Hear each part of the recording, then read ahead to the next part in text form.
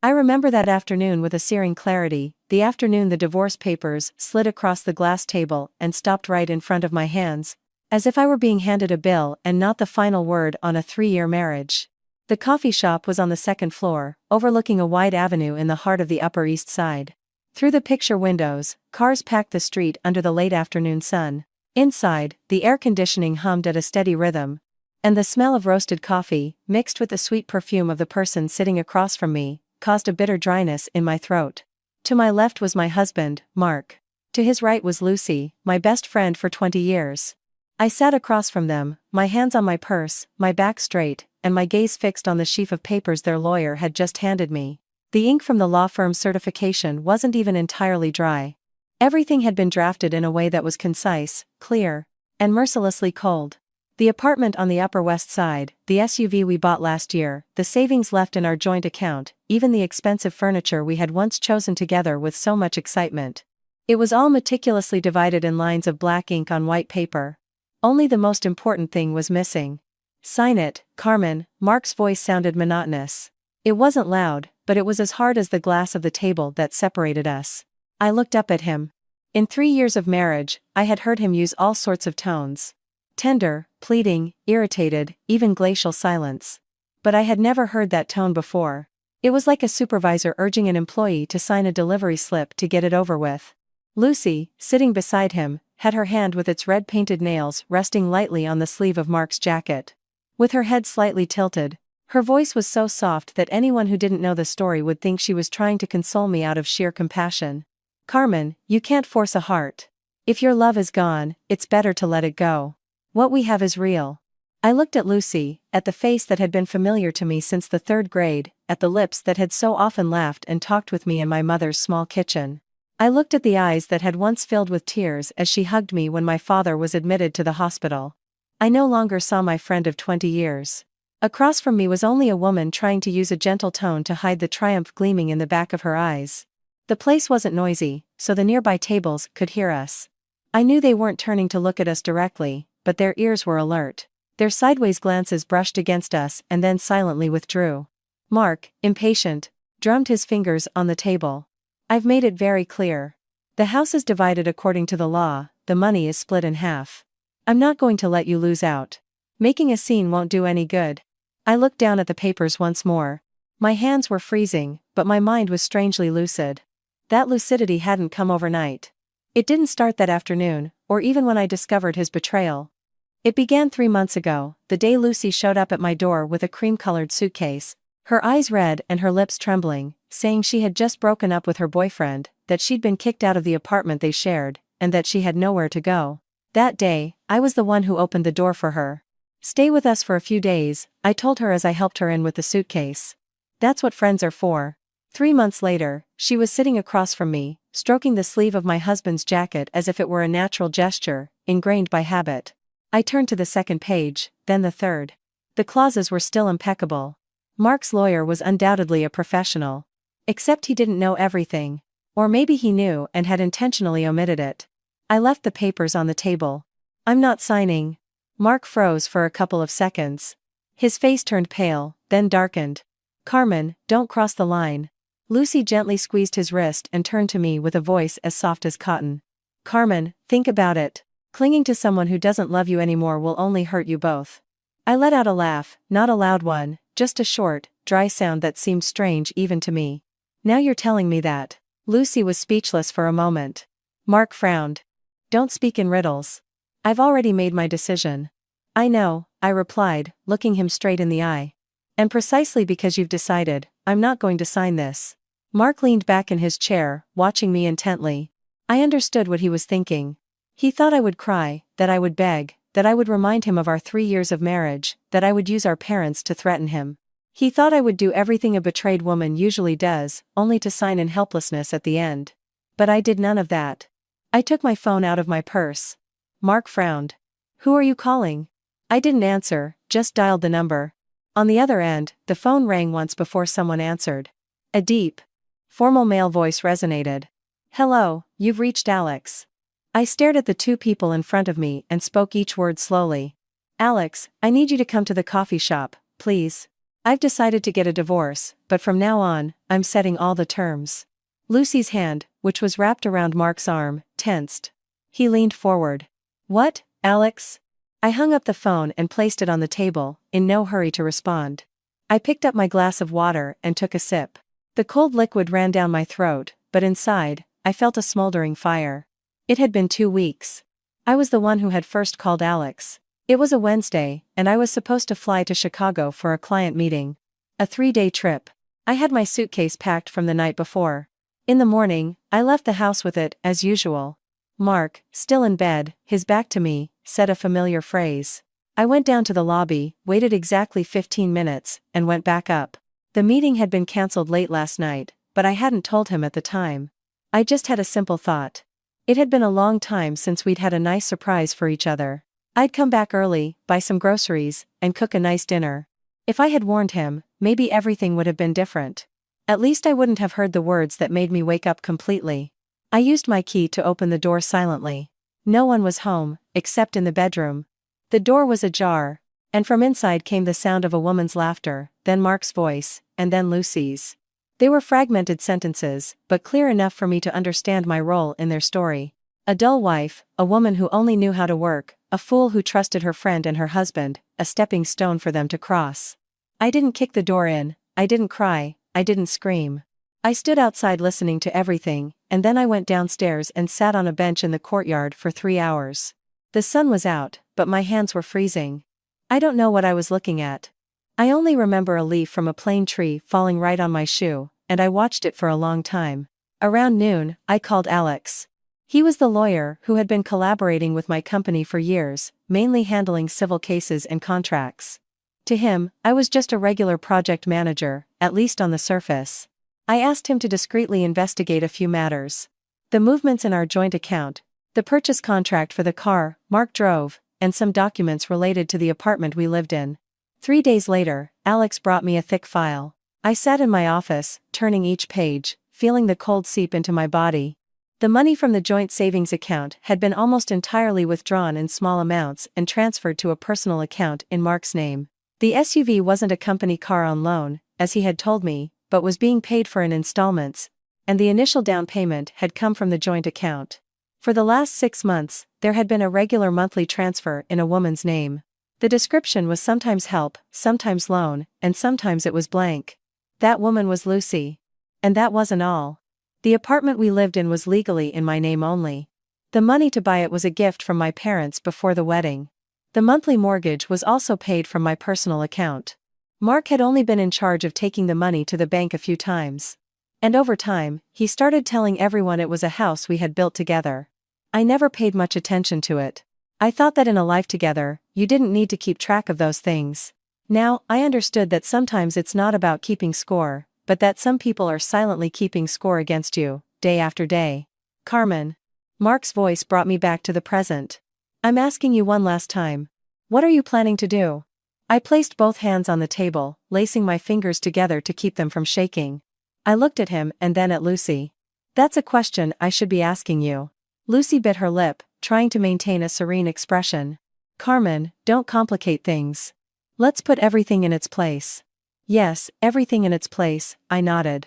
Well, today we're going to make everything clear. Just then, the coffee shop door opened. A man in his 40s in a white shirt, carrying a black leather briefcase, walked in, accompanied by a young assistant. He walked quickly, scanning the room until his eyes settled on our table. Mark turned to look, and Lucy did the same. I saw their expressions change almost in unison. Alex stopped by the table, gave me a slight nod, and then pulled out a chair to sit down. The assistant placed another perfectly organized file in front of him. Sorry, I'm 5 minutes late, he said. I shook my head gently. It's fine. Mark looked from Alex to me, his eyes starting to show unease. For the first time in months, I felt my heart calm down a bit, not because the pain had disappeared, but because I knew that from that moment on, they were no longer in control of the game. Slowly, I pulled the divorce papers toward me. I turned to the last page and looked up at the man who had been my husband. You want a divorce? Fine, I said. But before I sign, we're going to recalculate every penny, every document, and every outstanding issue. Including the things you think I don't know about. Mark didn't have time to answer. Lucy's face had turned as white as a sheet of paper. And I, sitting very straight, listened to the slow, steady beat of my heart. It was as if from the ashes of 3 years of resignation, another woman was slowly rising to her feet. As soon as Alex sat down, the air at the table seemed to run out of oxygen. At the next table, you could hear the clinking of a spoon against a cup. The coffee grinder at the counter kept its steady rhythm, and the cars continued to move down the street. However, in the space that separated the four of us, I could clearly hear Lucy's breathing begin to quicken. The sweet, refined appearance she had tried to maintain had cracked into a small wrinkle next to her eyes. Mark, for his part, sat up straight, his shoulders tense. His hand, resting on the edge of the table, was no longer drumming, but his index finger moved with an almost imperceptible rhythm, one that only someone who had lived with him for 3 years could notice. Alex opened his briefcase and took out a file, slimmer than I expected. I glanced at the edges of the pages marked with colored tabs, all very organized. He didn't speak immediately. First, he addressed me with the same professional tone he used at the office. Mrs. Carmen, before we begin, allow me to confirm something. I am here at your request, as your legal representative, to protect your interests in the preparation of the divorce proceedings and the review of assets. Is that correct? Correct. I nodded. Only then did Alex turn to Mark. Courteous but firm. I am Alex, the attorney retained by Mrs. Carmen. If you have decided that the divorce is irreconcilable, I suggest that from now on, all conversation focus strictly on documents, figures, and legal grounds. That will save both parties time. Mark managed a bitter, soundless smile. Wow, you've got this all figured out, Carmen. You're better prepared than I thought. I looked at him. If I hadn't prepared, I would have already signed those papers that divide everything in half, including the things that were never yours. Lucy, beside him, shifted slightly and interjected with her usual syrupy voice. Carmen, don't be so harsh. Mark just wanted everything to be resolved amicably from the start. I turned to Lucy. You sleep together in my house, you spend the money from my marriage's joint account, and now you dare to talk to me about being amicable? Lucy's face flushed, but she quickly regained her victim-like demeanor. I know you're angry. If you want to insult me, I'll take it. But feelings? Don't talk to me about feelings, I cut her off. My voice wasn't loud, but it was enough to make her stop. If this were really about feelings, you wouldn't have needed to take this path. Alex opened the file, took out the first document, and placed it in the center of the table. Let's get to the point. According to the property deed for the apartment located on the Upper West Side, the sole owner at the time of purchase is Mrs. Carmen. The down payment was transferred from an account in the name of Mrs. Carmen's parents to her personal account. Subsequently, the entire history of mortgage payments shows that the funds came from Mrs. Carmen's personal account. Once you're married, what's one person's money is both of yours, right? Mark argued. Alex's expression didn't change. Money used in marital life can be difficult to define, but the law recognizes as separate property those assets whose origin can be proven. In the case of this apartment, the documentation is quite clear. Mark turned to me, his eyes starting to glint with anger. You hid this from me. I felt a bitter laugh forming in my throat. Hid it? You've lived in that house for 3 years. You never asked me whose name it was in or what money paid for it. And now you say I hid it from you? Or is it that you only care about how much you get in the divorce? My words made Mark clench his fists. I knew he was holding back because the coffee shop was full, because a lawyer was present, because he still wanted to maintain appearances, but his face had taken on a grayish hue. The same one he had the day I showed him the photo of the car purchase contract. Alex took out another paper. Next, the vehicle currently used by Mr. Mark. The purchase agreement is in his name. The down payment of $20,000 was transferred from the couple's joint account. However, at that time, Mrs. Carmen did not sign any documents, nor did she give written consent to convert a marital asset into separate property in his name. Therefore, the money from that initial deposit must be reviewed. Lucy began to shift uncomfortably in her seat. Alex, I think there must be a misunderstanding.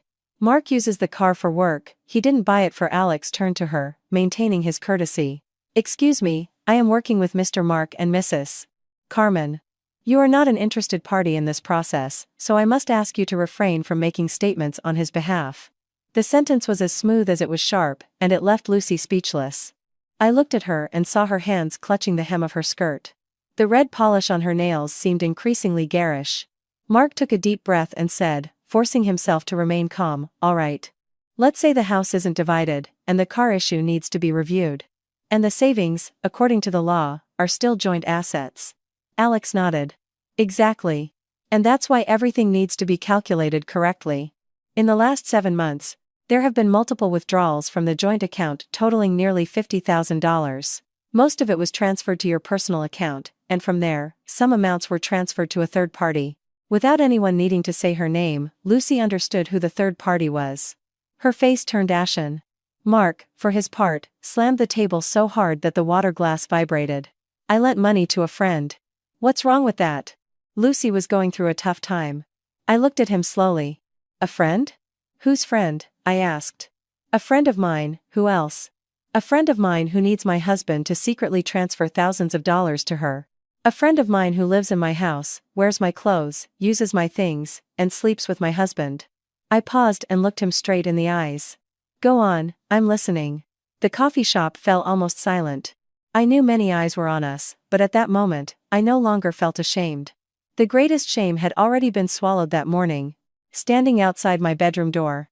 After that, the glances of strangers were like the wind. Suddenly, Lucy burst into tears. Carmen, please, don't say those things in public. I know I did wrong, but we didn't mean to hurt you so much. I looked at her for a long time. There are faces you know your whole youth, faces you think you could recognize even with your eyes closed, but it's only when they betray you that you understand that the most familiar can also be the most false.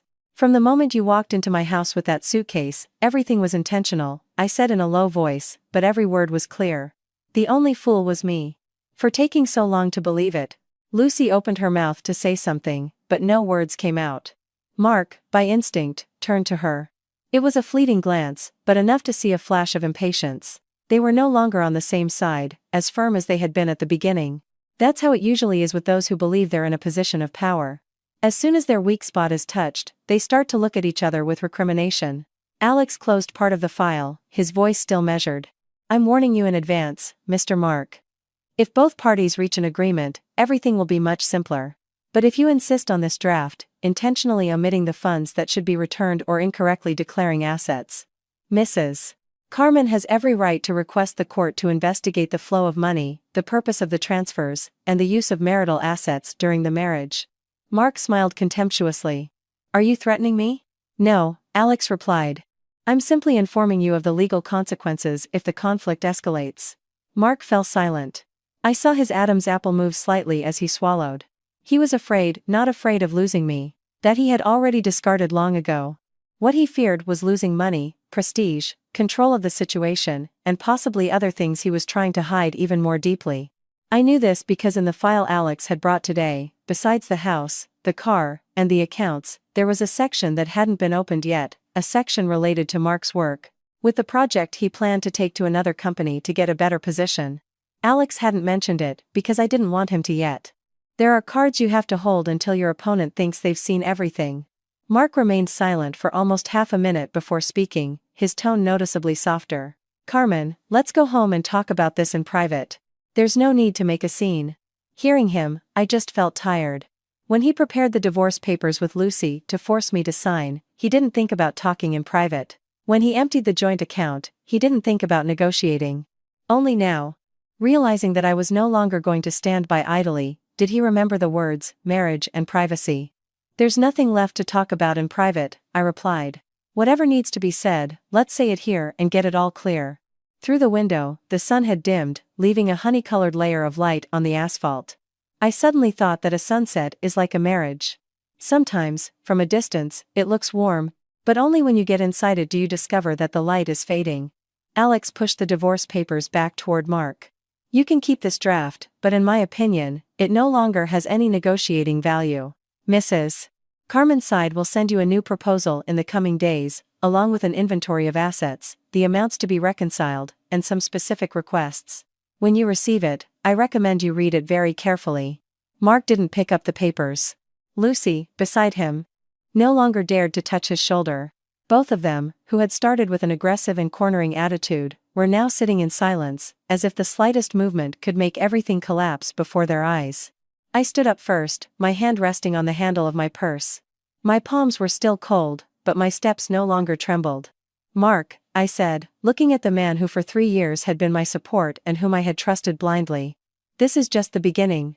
What you took from me through deceit, I will get back, one thing after another. And what you owe me for your betrayal, you probably won't be able to pay back in your entire life. With that, I turned around. Alex stood up to follow me. Just as I reached the stairs, I heard the sound of a chair being pushed back abruptly behind me, and Lucy's alarmed voice calling out softly, "Mark." I didn't turn around. There are affections that, once dead, are better left undisturbed. Looking back only forces you to see what's left of them. As I left the coffee shop, the afternoon wind hit my face, cool and sharp. I stopped for a few seconds under the shade of a tree on the sidewalk. Alex didn't rush me. He simply stood beside me, waiting in silence. After a while, he asked very quietly, "Are you okay?" I watched the flow of cars and felt a pang of pain in my chest, but this time the pain didn't sink me. It was like a wound that had just been cleaned. It stung, but at least it had stopped festering. "I'm fine," I replied, and after a long exhale, I added, "But I don't think this is going to be just about dividing assets, Alex." He turned to look at me, and I returned his gaze. The part related to his work. "I'll tell you everything tomorrow." The wind blew again. At the end of the alley across the street, a florist was busy tying bouquets of sunflowers. I don't know why, but that image reminded me of my mother. Whenever there was a problem at home, she didn't cry right away. She would silently start washing a dish, cleaning the table, or folding a pile of clothes. It was her way of staying grounded. No matter how much it hurt, we didn't allow ourselves to fall apart when there was still work to be done. I gripped the handle of my purse and stepped off the curb. I knew that from tomorrow on, I would be facing not only a divorce, but also the dirtiest part of Mark's personality. A part that, had I not discovered it with my own eyes, I probably would have died thinking he was just an unfaithful man, when the truth was much worse. That night, I didn't go straight home. I let Alex take me to his office, an office on the 7th floor of an old building near Central Park. The sky had completely darkened. The yellowish light from the street lamps filtered through the large windows, drawing long stripes on the tiled floor. The city was no longer as noisy as in the afternoon, but it wasn't quiet enough to ease the weight on my heart. Alex made me a cup of hot tea, placed it in front of me, and sat across from me without rushing, without insistent questions. He gave me time to breathe, to sort through the chaos in my head. I held the cup with both hands, feeling the warmth spread slowly through my palms. It was a small warmth, but enough to remind me that I was still standing. "Alex," I said after a while of silence, "the part related to Mark's work. I want you to see it." He nodded. "Go ahead." I opened my purse and took out a small flash drive. I had been carrying it with me for the past 2 weeks, ever since the day Alex handed me the first file. I didn't want to open it right away, because I knew that once I saw it, there would be no turning back. "There are files on here that I took from his computer," I said. "It's not that I was snooping on purpose. I just wanted to check an old contract, and happened to see it." Alex took it and plugged it into his laptop. The screen lit up, showing a series of neatly organized folders. He opened an Excel file, then a PDF, and his eyes lingered longer on some figures. The air in the office grew dense. I didn't need to look to know that what he was reading was not something that could be overlooked. About 10 minutes later, he looked up. His gaze was no longer as serene as it had been in the coffee shop. It was deeper, more serious. "Are you sure these files are from Mark?" he asked. "Positive," I replied. "The user account is his, and the emails inside are from his work." Alex nodded slowly. "If what's shown here is correct, the problem is no longer limited to a conflict over marital assets." I looked at him. "What do you mean?" He closed the laptop halfway, as if weighing his words. "In these files, there is evidence that Mark has been transferring internal project data to a competitor. It includes budgets, client lists, and certain confidential information. If your company finds out about this, the consequences will be very serious." Hearing this, I felt my heart clench. Not because of the surprise I had suspected it since I saw those files, but hearing it confirmed by someone else hurt like the first time. "I've been with that company for almost 8 years, I said slowly. "I started as an employee and worked my way up to team lead. I've treated every project as if it were my own. And he used that very thing to get a new position somewhere else." Alex looked at me, and his voice softened. "What are you planning to do?" I didn't answer right away. I got up and walked to the window. Below, the car lights formed an endless river. There were people rushing home, others still making a living, and others, like me, standing at a crossroads, not knowing how many things they had just lost. "I've thought a lot these past 2 weeks," I said, my gaze still fixed outside.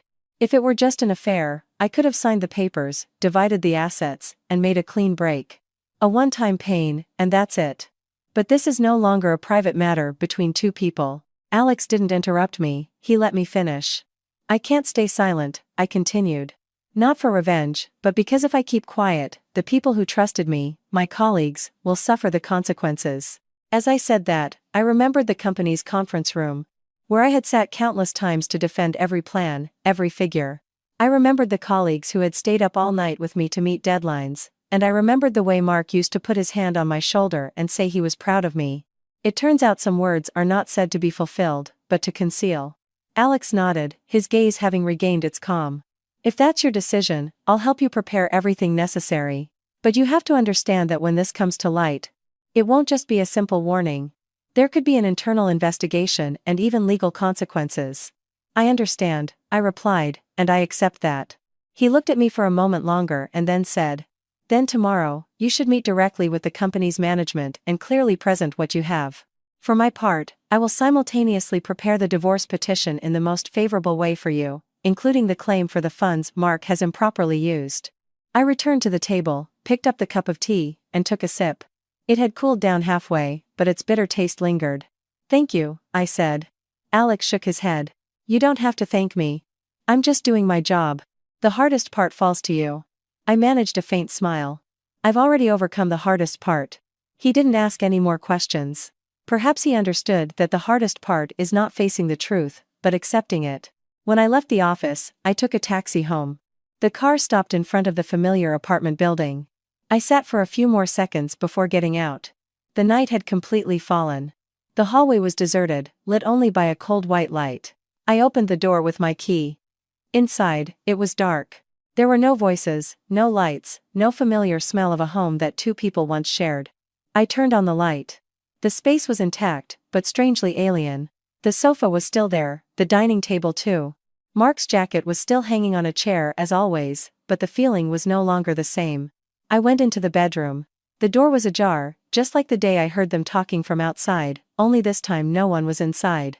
I opened the closet and took out a small suitcase not to leave, but to pack up what no longer belonged to me. I folded Mark's clothes, piece by piece, and placed them in the suitcase without hurry, without pause. There are things that seem insignificant, but only when you have to pack them away with your own hands do you realize how much they weigh. When the suitcase was full, I zipped it up. The sound echoed dryly in the silent room. I left it in a corner, looked at it for a moment, and turned away. That night, I didn't cry. I lay in bed with my eyes open, staring at the ceiling. In my mind, it was no longer the image of Lucy or the words of Mark, just a very clear feeling. It was really over. But ending is not the end. Tomorrow, I would walk into the company. Not as a betrayed wife, but as someone who had to defend what she had built for 8 years. And I knew that when that door opened, my life would take a different direction, one in which no one could trample on my trust as easily as before. Outside the window, the sky was beginning to lighten. A new day was arriving, as normal as ever, but for me, it was the beginning of another journey. The next morning, I woke up earlier than usual, not because I was in a hurry, but because I didn't want to stay in that bed any longer. There are places that were once a refuge and, after a setback, become the most suffocating spot. I went to the kitchen, heated some water, and made myself a coffee like I did every day. The aroma spread through the silent house, but this time it no longer felt familiar. Before, I used to make 2 cups every morning, one for me and one for Mark. He liked his coffee black, no sugar. Sometimes, in a rush, he would just take a sip and leave it. I would throw it out, thinking it was an insignificant detail. Now, standing alone, watching the steam rise from my cup, I saw more clearly than ever everything I had overlooked. I didn't finish the coffee. I left it and went to get dressed. I chose a light gray pantsuit, simple and clean cut. I put on light makeup and pulled my hair back. I looked in the mirror and saw my face, but my eyes were different.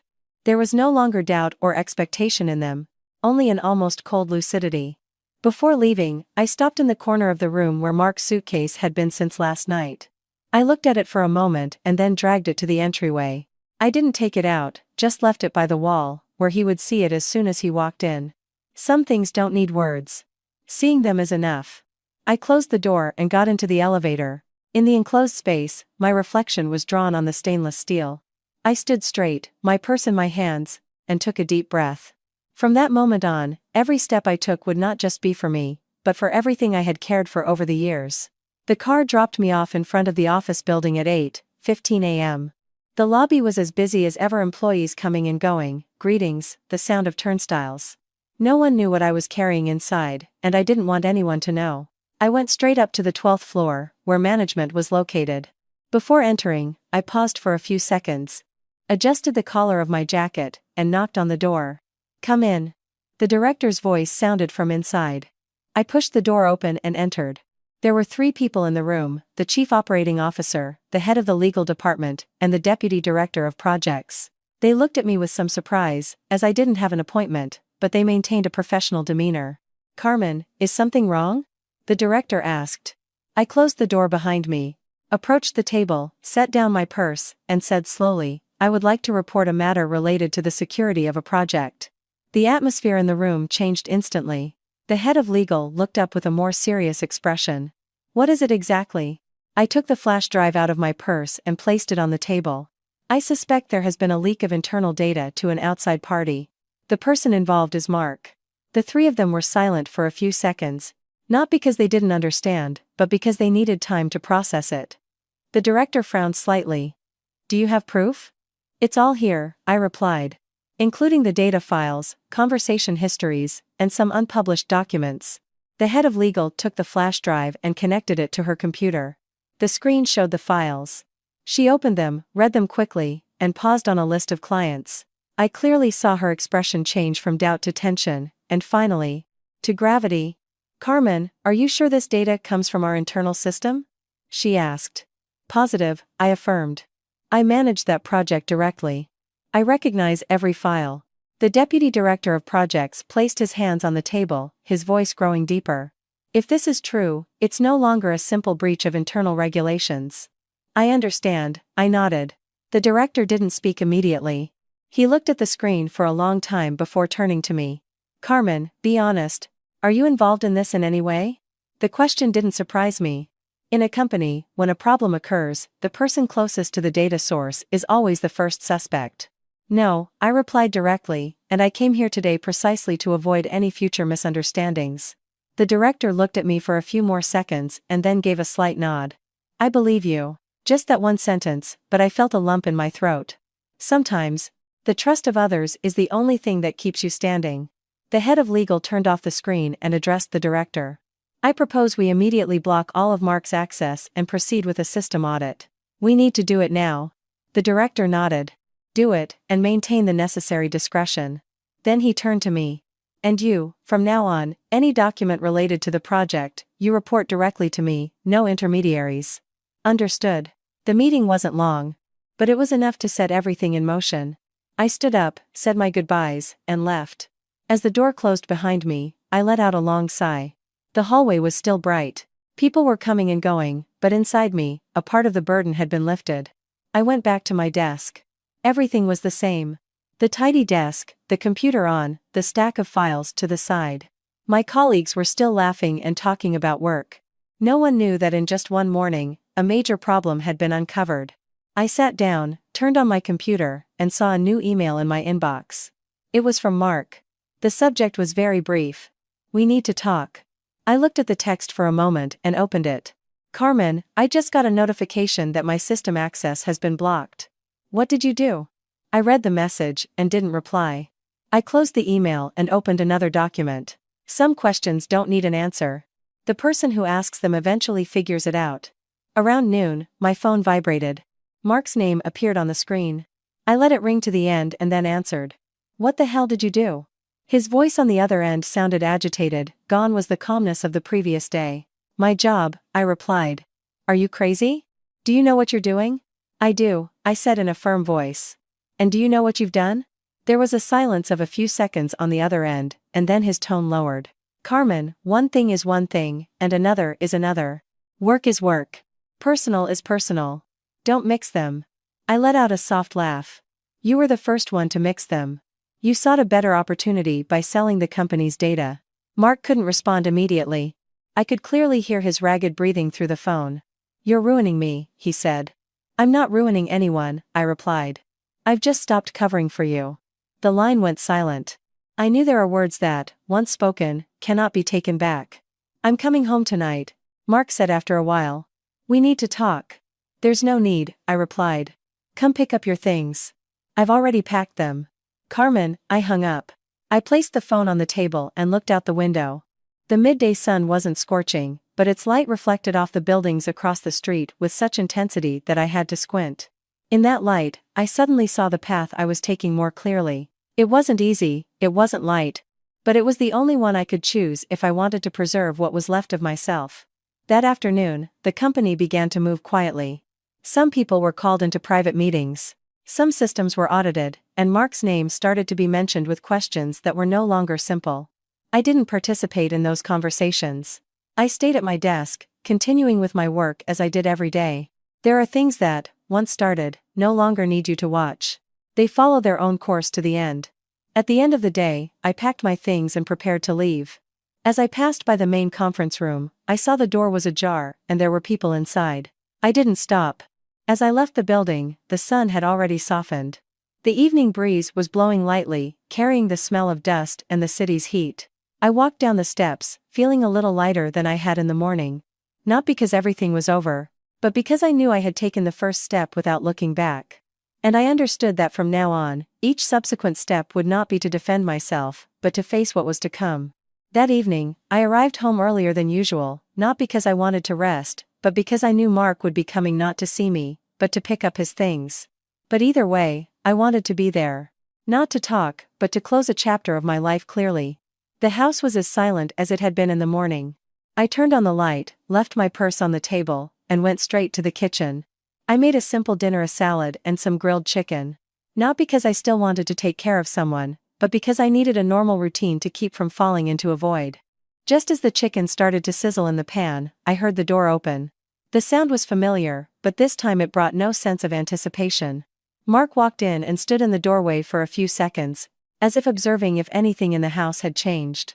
His gaze stopped on the suitcase by the wall and then turned to me in the kitchen. There was no greeting. "You really did it," he said in a low voice. I turned off the stove and turned around. "As you can see." He came in and closed the door behind him. He wasn't wearing a suit today, just a rolled-up shirt and dark pants, but his neat appearance couldn't hide the obvious exhaustion on his face. "The company is investigating me," he said. "I know. You didn't have to go this far." "I didn't do anything," I replied. "I just stopped hiding it." Mark smiled bitterly.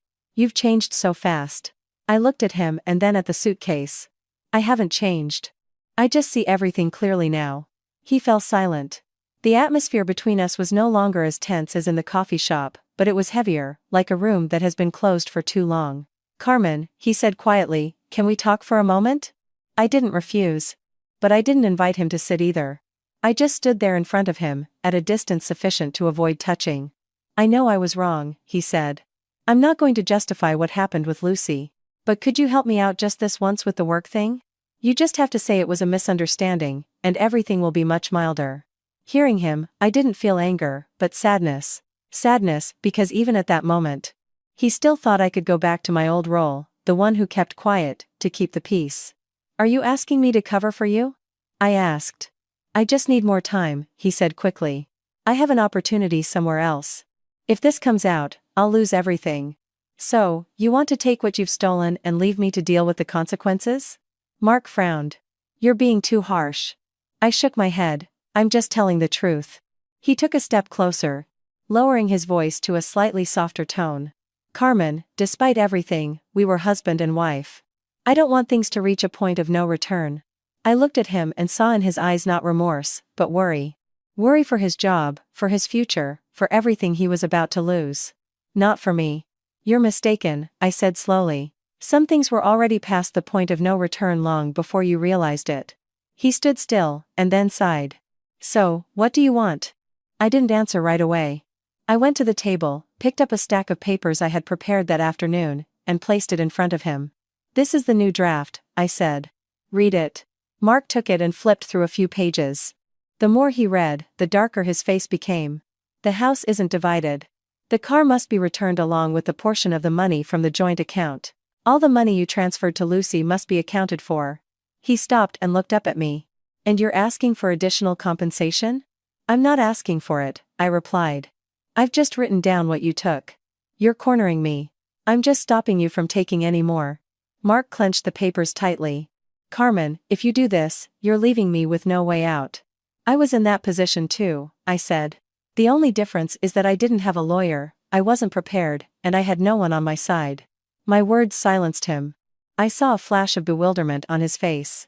It was brief, but enough to know that for the first time, he understood what it felt like to be cornered, with no options. And Lucy? He asked in a slower voice. I have nothing to discuss with her, I replied. Anything related to the money is your responsibility. You still hate her. I shook my head. No. She just has nothing to do with me anymore. My answer left him baffled. Perhaps he expected harsher words, or at least a show of anger, but by then, that feeling had passed. When something is completely broken, there's no strength left to hate. There's only a void.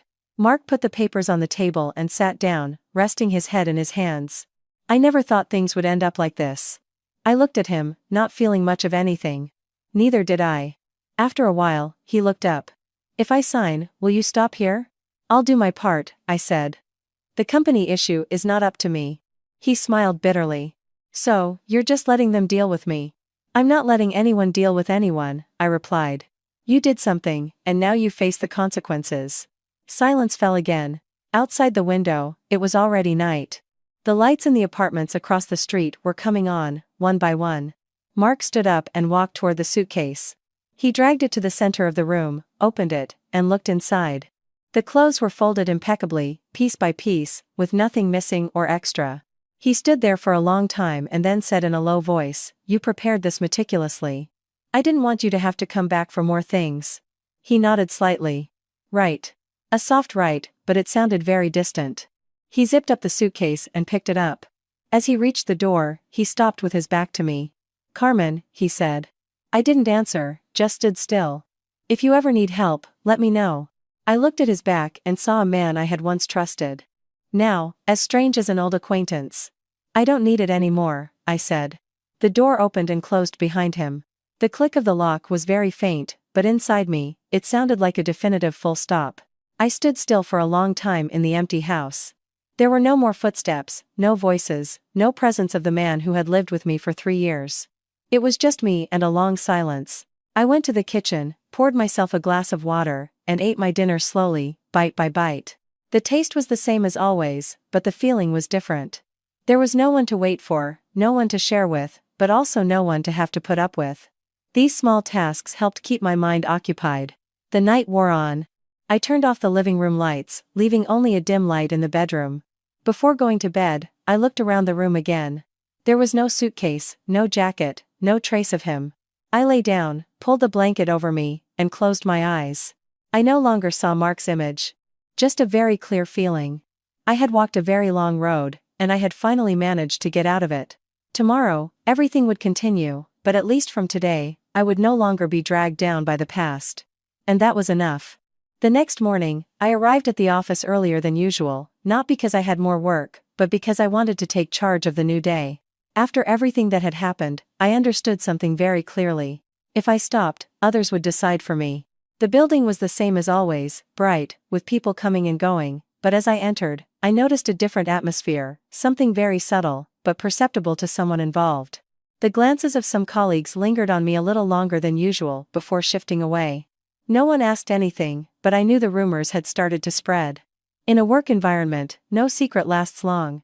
I went straight to my floor. As I sat down, I saw 3 new emails from the legal department and 1 from the director. The content was brief. They asked me to provide more details about the projects Mark had been involved in over the past 6 months. I opened each file and answered each question without haste, without pause, with precision and sufficiency. There were figures and dates that I used to know by heart for work, which had now become evidence. Every time I typed a line, I felt like I was closing a part of my past with my own hands. Around 9:30 a.m., the head of legal called me into a small meeting room. She and another person from the internal control department were there. They didn't beat around the bush. Carmen, she said in a serious but not aggressive tone, we've done a preliminary review. What you've provided has merit. But to be sure, we need you to confirm a few points. I nodded. Ask whatever you need. The meeting lasted almost an hour. Every detail was reviewed, every file was cross-referenced. Sometimes they asked me the same thing in different ways to check for consistency. I understood it was a necessary procedure. When we finished, the head of legal looked at me for a moment and said, "I know this isn't easy for you, but you did the right thing." I didn't answer, just gave a slight nod. There are words that, even if they sound light, are enough to help one stand firmer. When I left the room, I went back to my desk. My colleagues were still working, but the atmosphere had changed. Some looked at me with caution, others with curiosity, and some with respect. I didn't blame them. When something significant happens, people tend to observe from a distance before deciding where to position themselves. At noon, I received a message from an unknown number. "Carmen, it's Lucy. Can we meet for a moment?" I stared at the message for a long time. Her name on the screen brought back a chain of memories. From childhood days to dinners together, the times we shared secrets about family and work, and the day she showed up at my house with her suitcase. I didn't reply immediately. I put the phone down and continued working. But about 10 minutes later, a second message came. "I know you don't want to see me, but there are things I want to clarify." I looked at the screen again. Not because I wanted to hear her out, but because I understood that there are things that, if not said once and for all, remain unresolved. I replied, 3 p.m. at the usual coffee shop. She answered almost instantly. "Okay." In the afternoon, I left the office on time. On the way, I didn't think much. There are meetings you don't need to prepare for. You just need to bring clarity with you. The coffee shop was the same one from the other day, the same table, the same picture window overlooking the street, the same afternoon light falling on the table. The only difference was that this time, Mark wasn't there. Lucy had already arrived. She was sitting with her back straight and her hands in her lap, a tense expression on her face. When she saw me walk in, she stood up instinctively. "Carmen," she said in a low voice. I nodded and sat across from her. There was a silence of several seconds. The waiter came over. I ordered a glass of water. Lucy ordered a coffee, but when it arrived, she didn't touch it. "I'm so sorry, Carmen," she said in a weak voice. I didn't react. I looked out the window, where the traffic continued to flow, and then I looked back at her. "What did you want to tell me?" Lucy bit her lip, and her eyes reddened. "I know I was wrong. I have no excuse, but I don't want you to think I was like that from the beginning." "From what beginning?" I asked. "From when I moved in with you," she said quickly. "At first, I really just saw it as a temporary place. I had no intentions with Mark." I looked at her without interrupting. "But then we started talking more. He would tell me about you, how busy you were, how little you cared about the house. And I saw how lonely he was." Hearing this, I felt a shiver, not from pain, but because these excuses were so familiar, so worn out, that anyone could use them to justify their actions. "And you fell in love?" I asked. Lucy shook her head, and tears began to fall. I knew it was wrong, but at that moment, I couldn't stop. "You couldn't, or you didn't want to?" I insisted. She fell silent. I sighed softly. "You know what I can't accept? It's not that you and Mark are together. It's the way you came into my life, treating me like a sister, while you were doing all that behind my back." Lucy lowered her head, and her shoulders trembled. "I know I don't deserve your forgiveness. And I don't plan to forgive you," I said directly. She looked up, her eyes red. "Then why did you come today?" "To close this once and for all," I replied. "So that if we ever run into each other by chance, I won't have to avoid you or carry anything with me." Lucy looked at me with an expression of surprise that turned into sadness. "You're stronger than I thought." "I'm not strong," I said. "I just don't want to be weak anymore." Another silence. The clinking of a spoon at the next table sounded clear and sharp. "Mark. Has he said anything to you?" Lucy asked. "Yes," I replied. "He wanted me to help him cover things up with the company." Lucy froze. "Did he really say that?" "I have no reason to lie to you." She sat in silence, as if she had just realized something. "I didn't know." "I believe you," I said. "Because if you knew, you probably wouldn't be here asking me about it." Lucy managed a sad smile. "Maybe I thought he was different."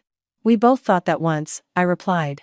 That sentence left us both in silence, not because there was nothing more to say, but because everything that needed to be said had been said. I stood up first. "I'm leaving." Lucy stood up too. "Carmen, really, I'm sorry." I looked at her one last time. Her face was still the one I knew, but everything inside her had changed. "I heard you," I said. "But keep that apology for yourself." With that, I turned and left the coffee shop. The afternoon wind was blowing, bringing with it the coolness of the end of the day. I walked down the steps slowly, my heart lighter than before. There are encounters that don't make you happier, but they help you let go of baggage. And for me, that was enough. That night, I didn't go straight home. I walked for a long time along the lake in Central Park. The city was lighting up, and the lamplight reflected on the water like scattered fragments of memories. A soft, damp breeze cleared my mind after such a long day. The meeting with Lucy hadn't completely relieved me, but I no longer felt so overwhelmed. There are things that, once you hear them with your own ears and see them with your own eyes, you no longer need to imagine. And when you stop imagining, the pain lessens. I stopped by the railing, looking at the water. In that moment, I thought of my mother. I hadn't told her from the beginning, not to hide it, but because I needed to get through the first phase on my own. But now that everything was clear, I knew I couldn't stay silent any longer. I took out my phone and dialed her number. It rang twice, and she answered. Carmen. Her voice sounded as warm and calm as ever. Yes, Mom, it's me. You've been so busy lately. I've called you a few times, and you didn't answer. I gripped the phone. Yes, I've had things to do. My mother was silent for a moment, and then asked more gently. Is something wrong, honey? That question brought a lump to my throat. I looked at the water, trying to keep my voice normal. Mom. Mark and I are getting a divorce. On the other end, there was a silence, not of surprise, but of someone trying to understand. What happened, honey? She asked without raising her voice. I didn't tell her everything. I didn't talk about Lucy, or what I had heard and seen. I just said concisely. He has someone else. My mother sighed very faintly. I see. Just that one phrase, but in it, I heard many things. Not surprise, not blame, just a sad acceptance. Are you okay? She asked. I smiled faintly, though she couldn't see me. I'm okay. Are you really okay? She insisted. I was silent for a moment, and then said, I'm starting to be. She didn't ask for more details, just said. If you're very tired, come home for a few days. That sentence made my eyes well up. I looked at the water and saw my reflection, blurry among the lights. Okay, I'll arrange it and come, I replied. Well, and whatever it is, talk to me about it. Don't keep it all to yourself. Yes, Mom. I hung up and stood there a while longer, before heading back. That night, I slept better than the previous ones, not because everything was resolved, but because I was no longer keeping it all to myself. The next morning, I arrived at the office as usual, but as soon as I entered the lobby, I noticed an obvious change. It wasn't just curious glances anymore, this time, there were whispers. I passed by 2 employees at the reception and overheard snippets. They say he's been suspended for something about data. And his wife works here. I didn't stop. I got into the elevator and pressed the button for my floor. In the enclosed space, I watched the numbers go up, but my heart no longer fluttered like the day before. The news was spreading. When I reached my floor, a close colleague approached me. Carmen, she said in a low voice. I stopped. Yes? She looked around and lowered her voice. They called Mark in to talk to management this morning. They say he's been suspended. I nodded. Yes, I know. She looked at me with some concern. Are you okay? I'm fine, I said. She didn't ask any more questions, just gave me a pat on the arm and went back to her desk. I sat at my desk, turned on the computer, and saw a new email. It was an internal notification, very brief. This is to inform you that Mark, an employee in the projects department, has been temporarily suspended from his duties to facilitate an internal investigation. No details, no explanations, but for those of us who worked there, it was enough. I read the email and closed it. I felt neither satisfaction nor pity. It was just another step in the chain of events that had already begun. Around noon, my phone rang again. This time, it was my mother-in-law. I looked at the name on the screen, hesitated for a few seconds, and answered. Hello. Carmen. Mark just told me what you're doing. Are you out of your mind? Her voice was not warm, it was sharp and aggressive. I stood up and went into the hallway to speak more freely. We're filing for divorce. I know about the divorce, but what you did at his company. You're trying to ruin his career over a mistake? People cheat, Carmen. It's terrible, but it happens. You don't destroy someone's livelihood out of spite. That sentence left me frozen for a few seconds. Ma'am, I said slowly, I didn't destroy anything. I just stopped covering up his corporate theft. He's going to lose everything. And after all he's done for you, she raised her voice. You're being incredibly vindictive. You know we'll hire the best lawyers, right? We won't let you leave him with nothing. Hearing her, I felt an emptiness. I used to be very fond of my mother-in-law. She wasn't a difficult woman. But at that moment, I understood that this civility only existed as long as everything was calm. When problems arise, people jump to defend their own blood, no matter how wrong they are. I'm just following the law, I said calmly. I don't want to discuss this further. There were no more words on the other end. After a while, she just said, "You'll regret this." The call ended. I stood in the hallway for a moment and then went back to my desk. Everything was proceeding as normal, but inside me, the last thread that tied me to that family had broken. There were no ties left. That afternoon, I received a message from Alex. Tomorrow afternoon, Mr. Mark's side wants to meet to negotiate the agreement. Does that work for you? I read the message and replied briefly, yes. I put the phone down and looked out the window. The evening light was again bathing the buildings across the street, just like in the previous afternoons, only the Carmen of today was not the same as the one from back then. I knew that tomorrow's meeting wouldn't be easy. When a person is cornered, they try by all means to save what they have left.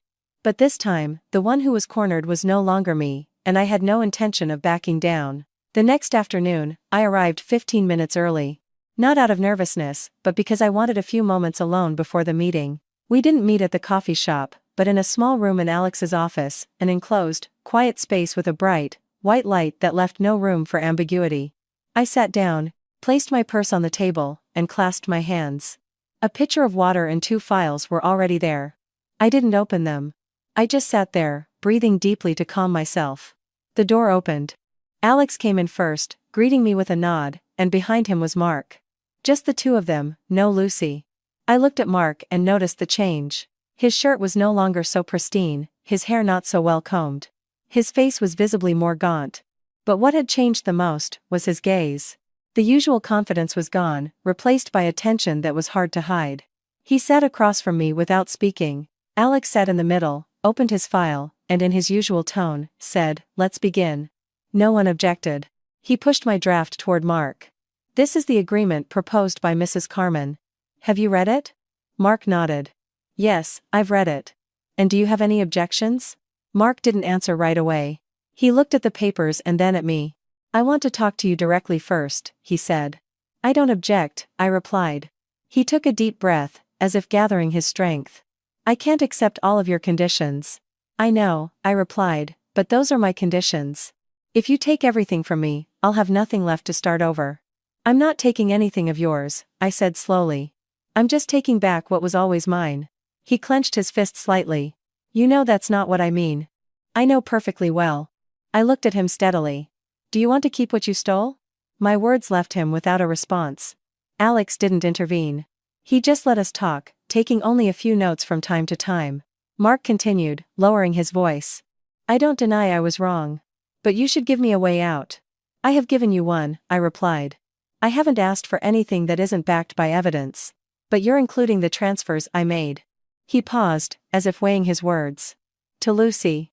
"I'm including the transfers that came out of the joint account," I said.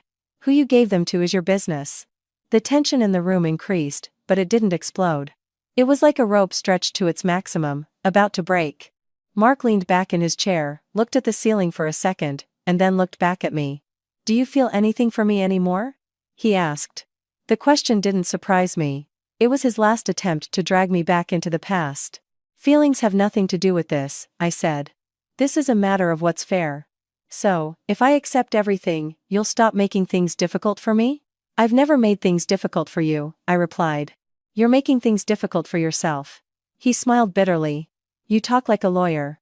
"I've learned," I said. A long silence. Then, Alex intervened.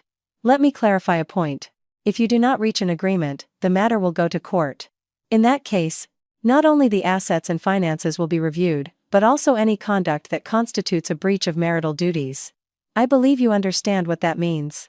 Mark didn't look at Alex. He kept looking at me.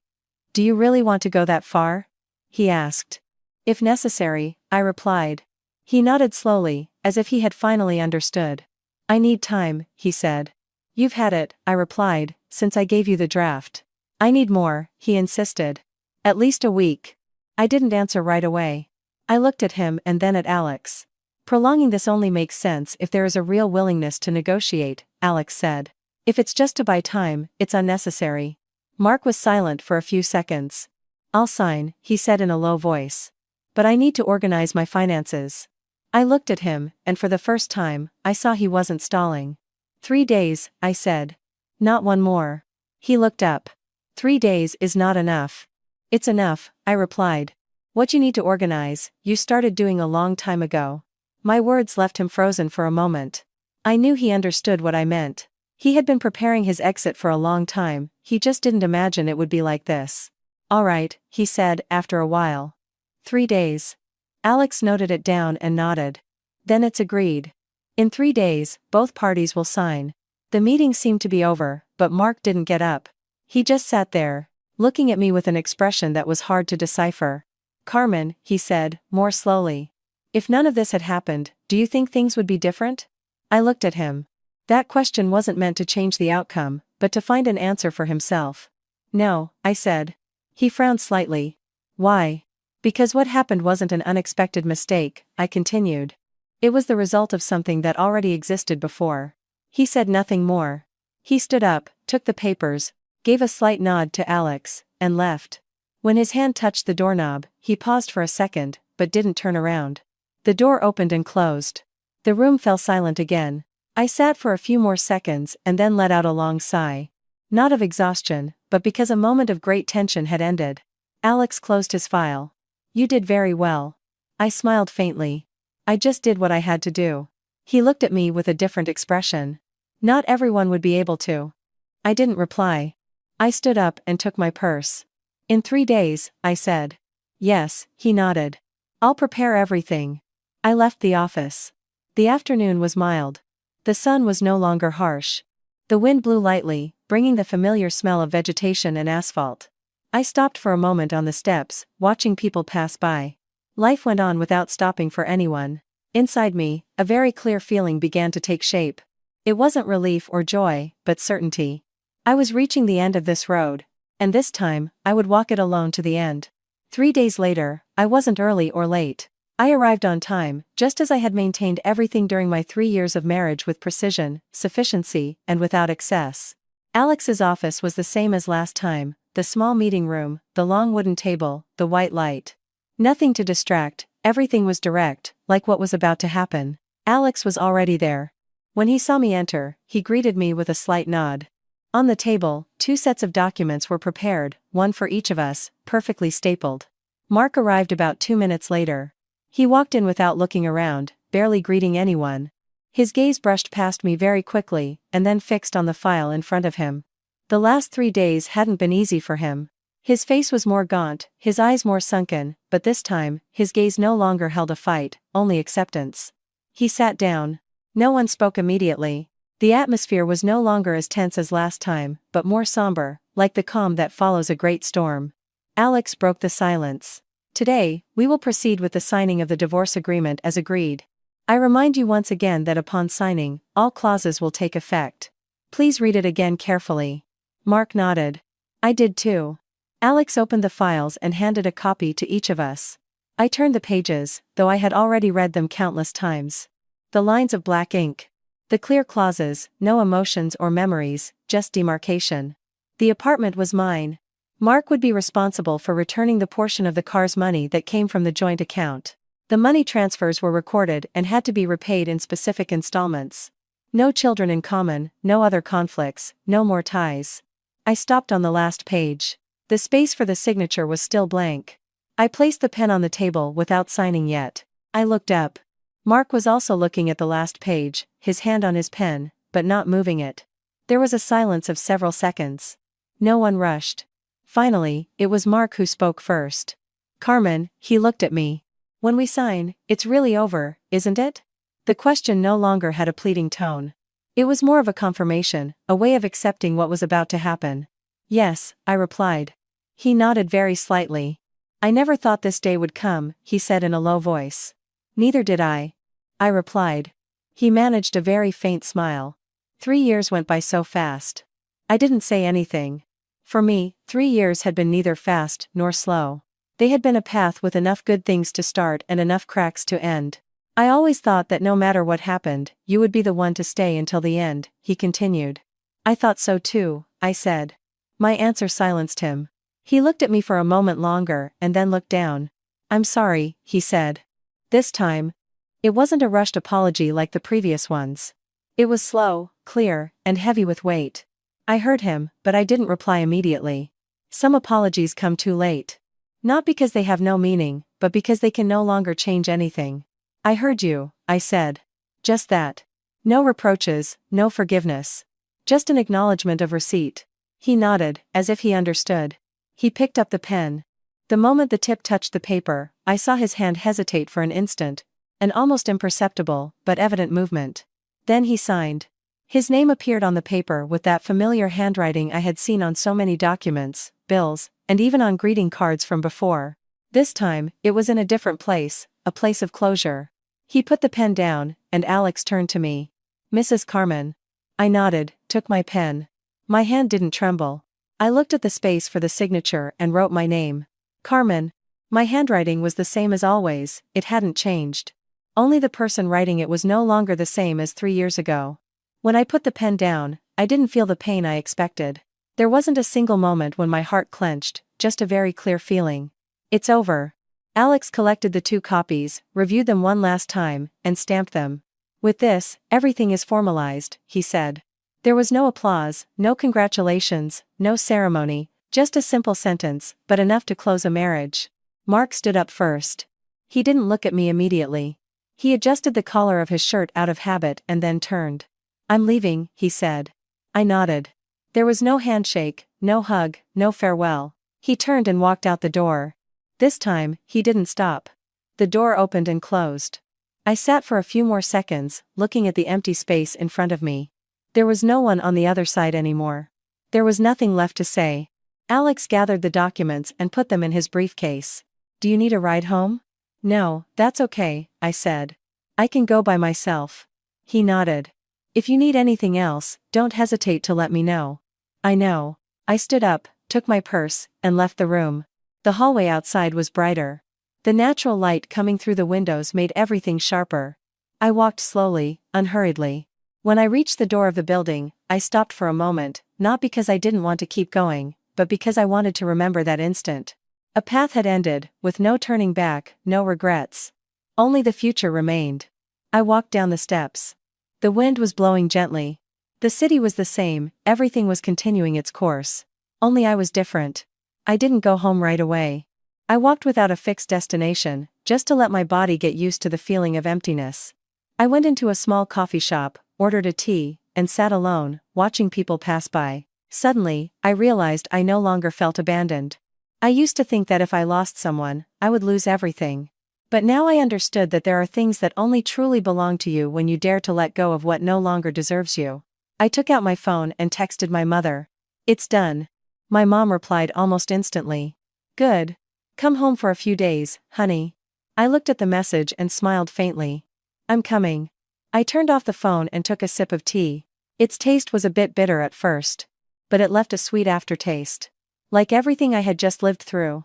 Lucy hadn't stolen my husband, she had only taken a man who, in reality, no longer belonged to me. And what I had managed to keep was not the assets or a job title, but myself.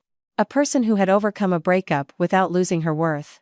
A person who knew when to stop in time and who knows how to start over without anyone else setting the path. I took a deep breath, feeling the morning air fill my lungs. And went back inside. Life went on, and this time, I was walking forward without looking back.